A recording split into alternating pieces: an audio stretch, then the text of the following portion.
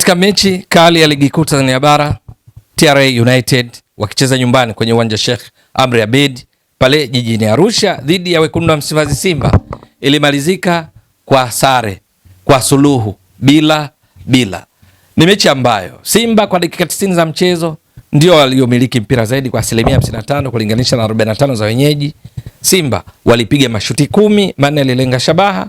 TRA United walipiga mashuti 5, 1 yalilenga shabaha, lakini hakuna timu iliyopata bao. Sasa kwenye mchezo huo kuna tukio ambalo lilizua mjadala kiasi ya kwamba baadhi ya watazamaji wa Mbwaduke Star Sport Next Level wakatuuliza kwamba je, TRA United wamenyimwa bao ambalo lilistahili kuhesabiwa na mpira kuwekwa kati?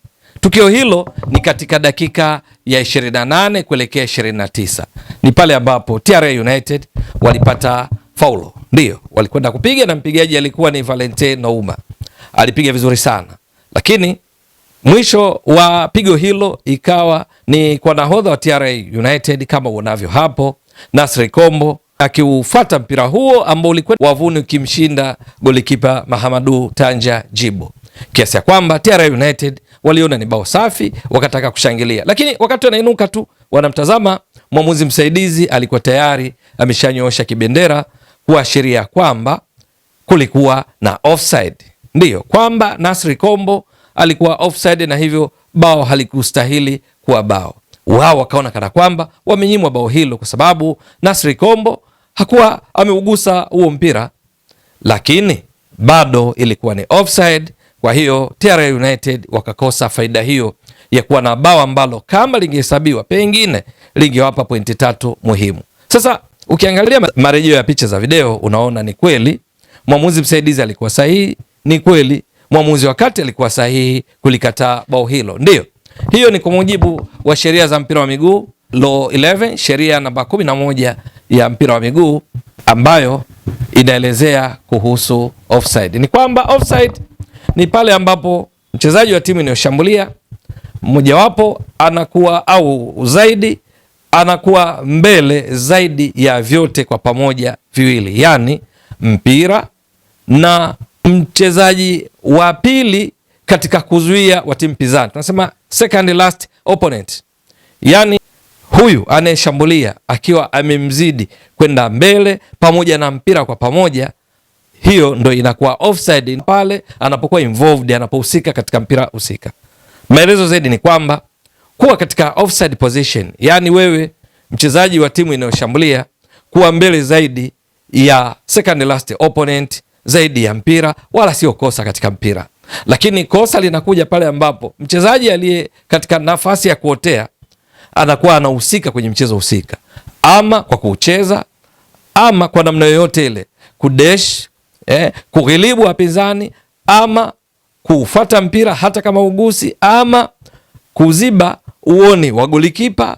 Yote hayo ni sehemu ya kuhusika kwenye mchezo, na hapo mara moja inahesabiwa kwamba ni offside. Sasa ukiangalia marejeo ya picha hapo, ndio free kick inapigwa na Valentin Nouma, halafu Nasri Kombo anaonekana ametoka kabla hata mpira wenyewe kupigwa, kwa sababu lau kama angetoka wakati mpira ndo unaanza kutoka asingekuwa offside, lakini alishatoka kabla hata Valentin Nouma hajaanza kuachia mpira kwenye pigo hilo la free kick.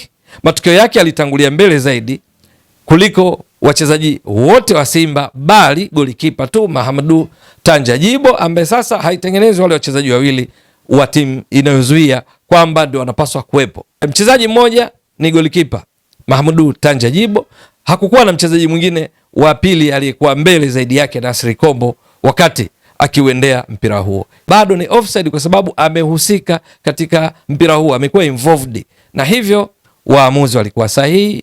TRA United wala hawajabaniwa goli, bali ni maamuzi sahihi kulingana na sheria ya mpira wa miguu, sheria namba 11 inayoelezea kuhusu kuotea.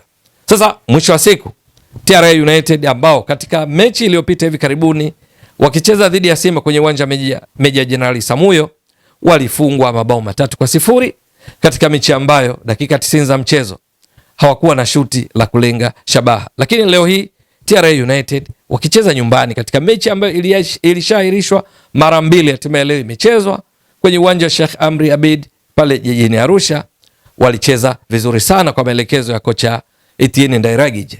Ndio, mpaka mechi inakamilika wakawa wamepata pointi hiyo moja, huku wao wakikosa nafasi kadhaa za wazi, ikiwamo mojawapo iliyotengenezwa na Ramadhani Chobwedo ambaye ndiye aliyebeba mechi, wao wenyeji wakiwita Chobwedo Day.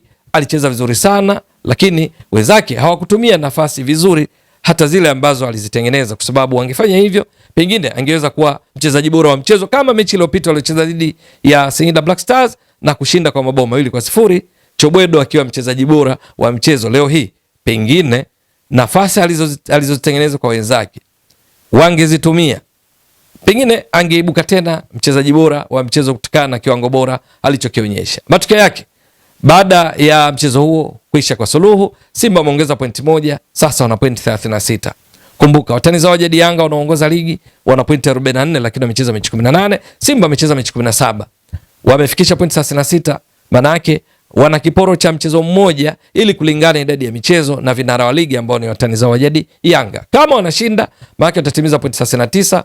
Tofauti ya pointi baina yao bado itabaki kwa pointi 5. Kwa lugha nyingine, Simba kushikiliwa kwa suluhu na TRA United leo hii, maana yake wameongeza wigo baina yao na vinara, kwamba wameachwa kwa pointi 2 zaidi kutokana na zile walizozidondosha, kwa sababu lau wangeshinda wangetimiza pointi 38, halafu wakawa na mechi nyingine kiporo ambayo nayo kama wangeshinda ndipo wangetimiza pointi 41.